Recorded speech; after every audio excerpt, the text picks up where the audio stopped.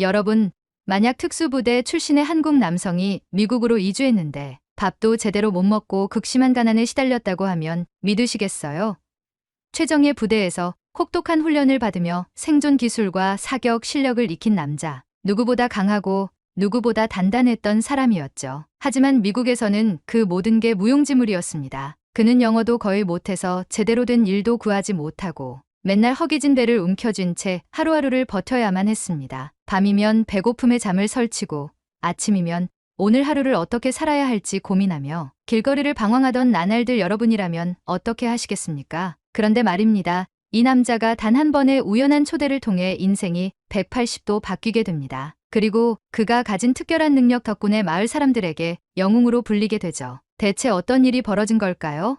이 이야기를 듣고 나면 여러분도 인생에서 절대 포기하면 안 된다는 걸 깨닫게 될 겁니다. 그럼 이야기 시작해 보겠습니다. 안녕하세요. 저는 민수입니다. 저는 한국 특수부대 출신입니다. 남들이 상상도 못할 훈련을 받으며 살아남는 법을 배웠고 그 어떤 위험한 상황에서도 포기하지 않는 법을 익혔습니다. 하지만 그 모든 능력이 미국에서는 아무런 소용이 없더군요. 처음 미국에 도착했을 때만 해도 자신 있었습니다. 내가 한국에서 살아남았는데 미국이라고 못할 게 있겠어? 그렇게 생각했죠. 하지만 현실은 너무나도 가혹했습니다. 가장 먼저 만난 난관은 언어였습니다. 공항에서 입국 심사를 받을 때부터 난감했어요. 입국 심사관이 빠른 속도로 무언가를 물어보았지만 알아듣지 못하고 어색한 미소만 지으며 예스라고 되묻기 바빴습니다. 결국 심사관은 짜증난 듯 한숨을 쉬며 단어를 끊어서 천천히 말했고 간신히 답할 수 있었죠.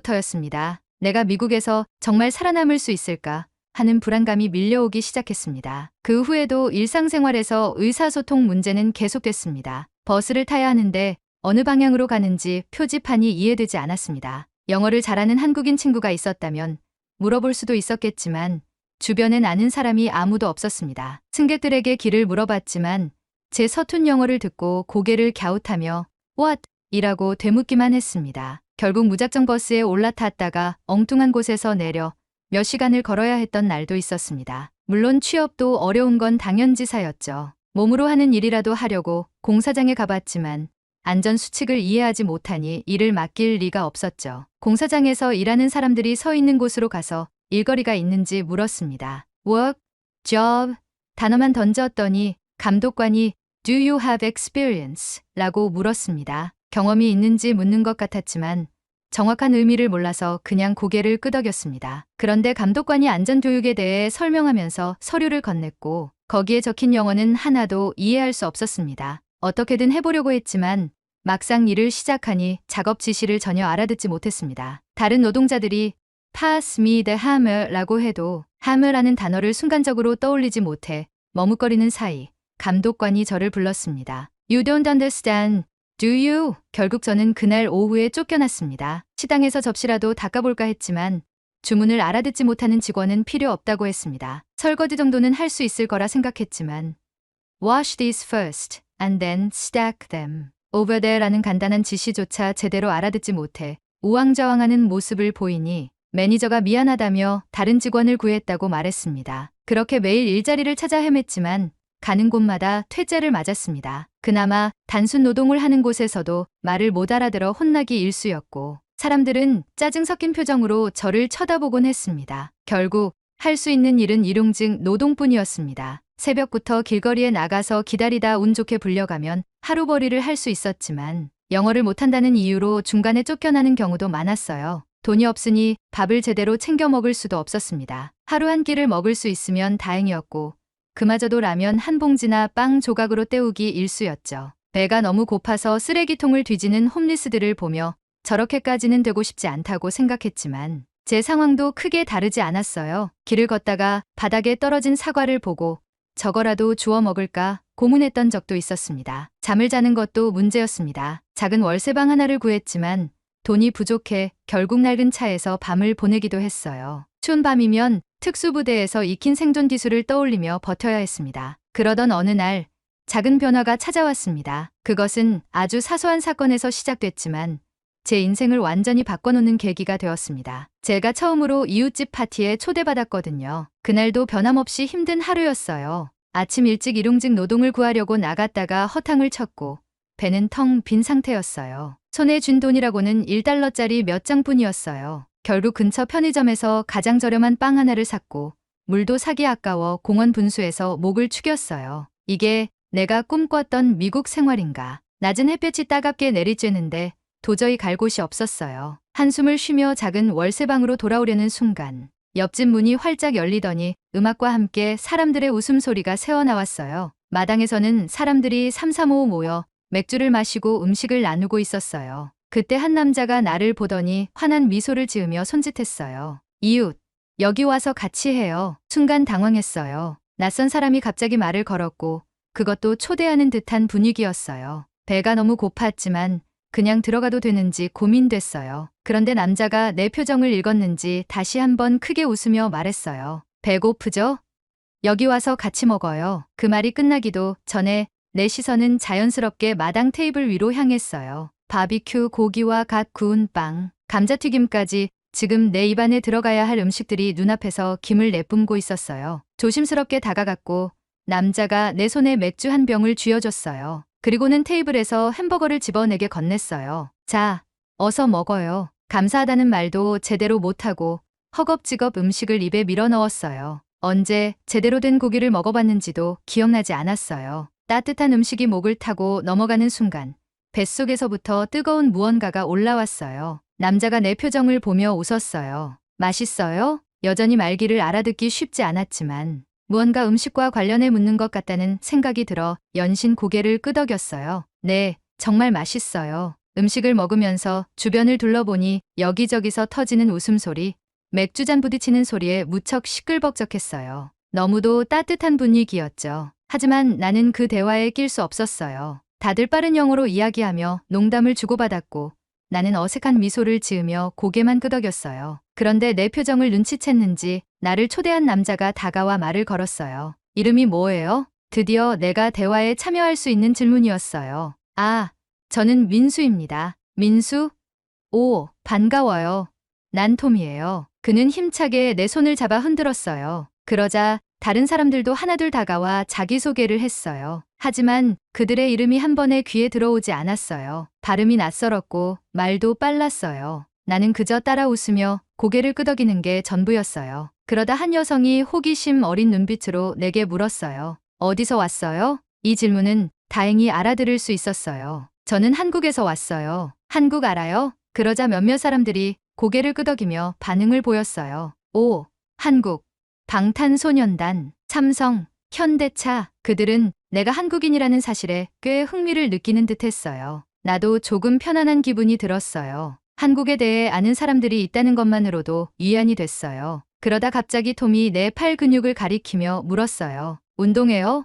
팔이 엄청 크네요. 잠시 고민하다가 내가 한국 특수부대 출신이었다는 사실을 이야기해보기로 했어요. 아, 아니요. 운동은 따로 안 해요. 저는 한국에서 군인이었어요. 특수부대. 이 말을 듣자마자 주변 사람들이 깜짝 놀라는 표정을 지었어요. 진짜요? 특수부대. 영화 같은 곳에서 나오는 그런 군인? 오, 대단한데요. 그들의 관심이 집중됐어요. 군대에서 어떤 훈련을 받았는지, 사격을 할 줄 아는지 묻기 시작했어요. 총도 쏠 줄 알아요? 자신 있게 고개를 끄덕였어요.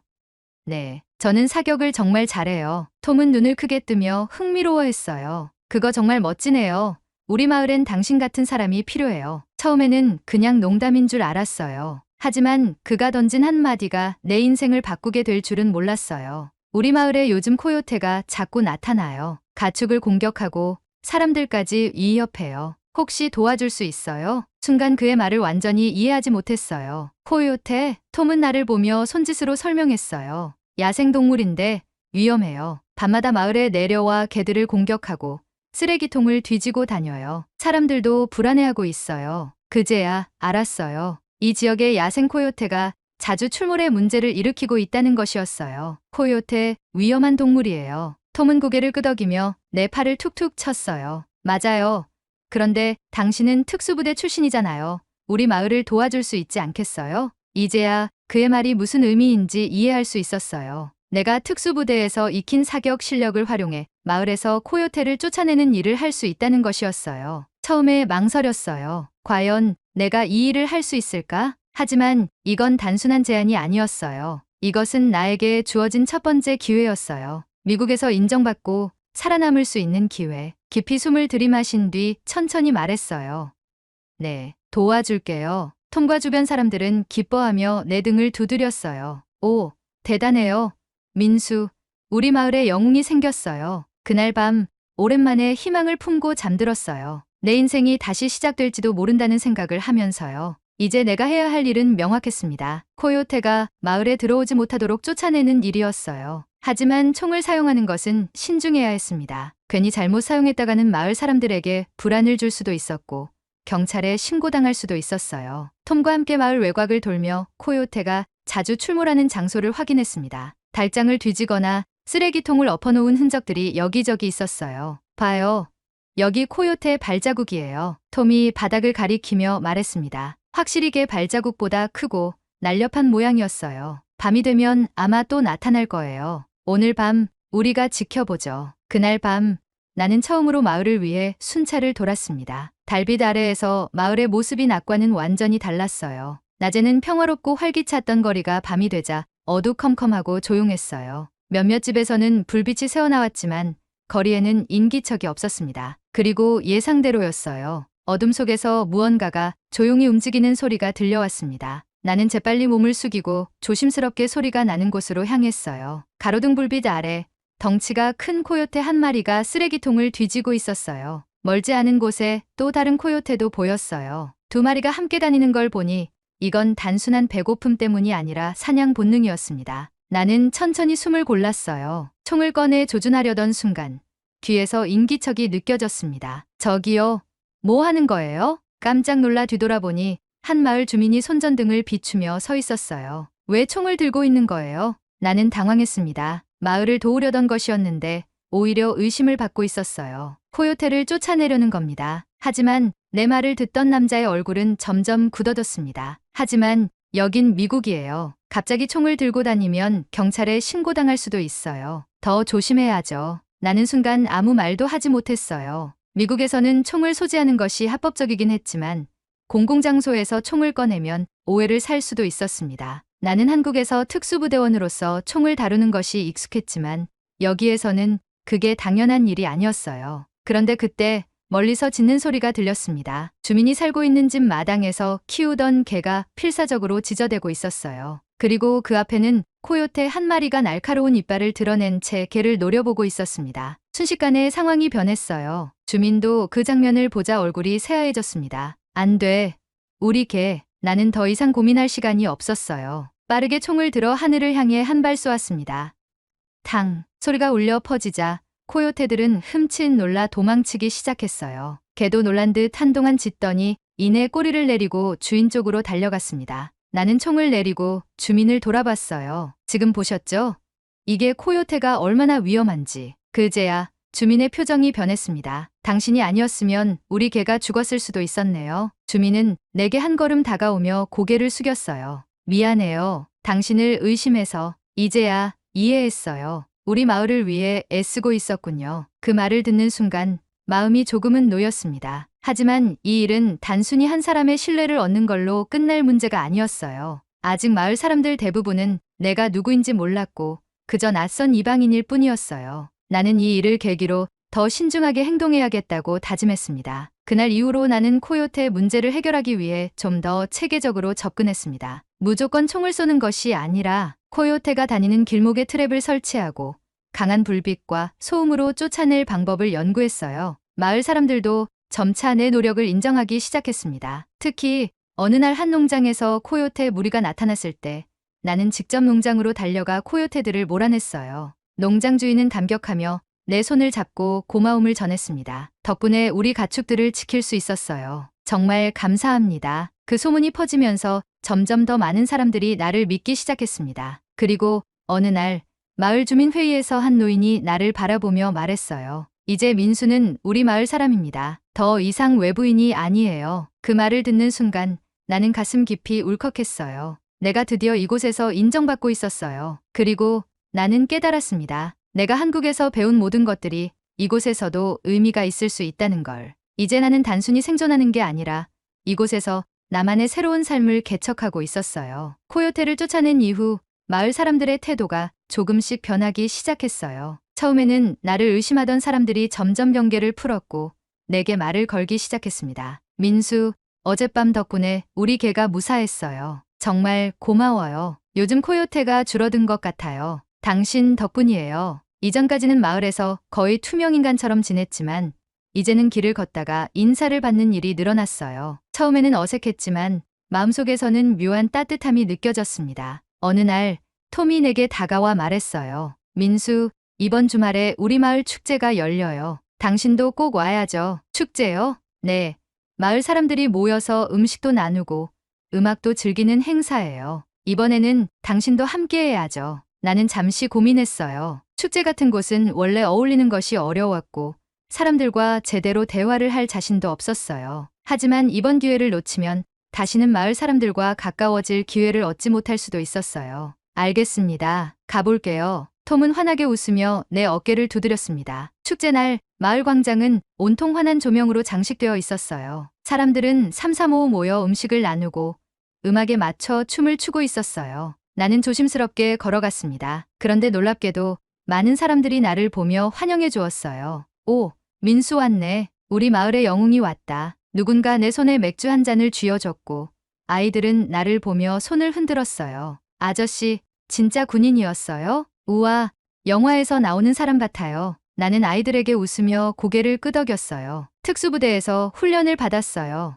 하지만 이제는 여러분과 함께 지내는 게 더 좋아요. 마을 사람들은 내 말을 듣고 환하게 웃었어요. 그럼 오늘은 우리랑 함께 즐겨요, 민수. 그날 밤 나는 마을 사람들과 함께 어울리며 진짜 가족이 된 듯한 기분을 느꼈어요. 그날 축제 이후 나는 더 이상 외로운 이방인이 아니었습니다. 마을 사람들은 나를 진정한 이웃으로 받아들였고 나는 이제 단순히 생존을 위해 사는 것이 아니라 마을의 한 구성원으로서 살아가고 있었습니다. 어느 날 마을의 대표인 돈 아저씨가 나를 찾아왔습니다. 민수, 그동안 마을을 위해 힘써줘서 정말 고맙네. 덕분에 코요테 문제도 해결됐고 마을 사람들도 이제 밤에 안심하고 다닐 수 있어. 제가 할 수 있는 일을 했을 뿐이에요. 그래서 말인데 마을에서 정식으로 당신을 우리 보안팀에 합류시키는 게 어떻겠나? 그 말에 나는 놀랐습니다. 정말요? 그래.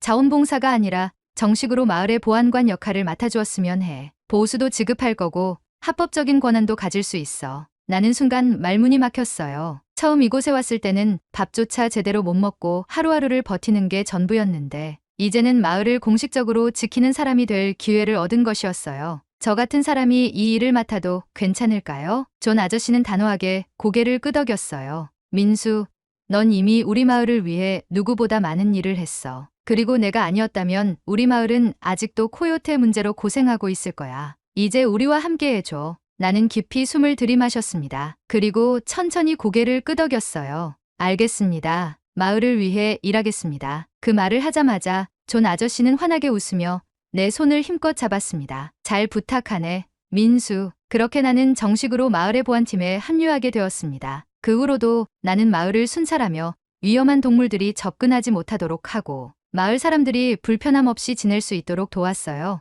이제는 길을 걸을 때마다 사람들과 반갑게 인사를 나누고 아이들은 내게 장난을 치며 다가왔어요. 민수 아저씨, 우리랑 농구해요. 오늘은 코요테 못 봤죠? 나는 웃으며 대답했어요. 응, 오늘은 조용하네. 다들 안심하고 자도 돼. 그제야 아이들은 안도하며 뛰어놀기 시작했습니다. 어느 날 톰이 내게 다가와 말했어요. 민수, 처음에 너를 봤을 때 기억나?